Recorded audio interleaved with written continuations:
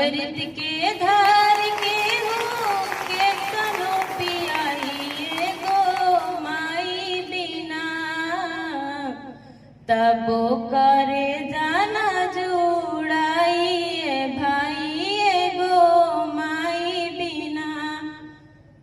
नव माह कोखिया में रखलू सोहेज के दिहलू जन्मवा माई सारा सुख तेज के कैसे गिनाई तो हर कितना उपकार हो रोम रोम माई हो तो हार कर्जदार करी के जीवतिया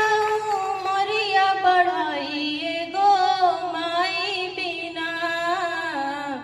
तबो करे जाना जुड़ाई भाई गो माई बिना अमृत के धार के हो के तनो पियाई गो माई बिना तबो करे जाना जुड़ाई भाई गो माई बिना।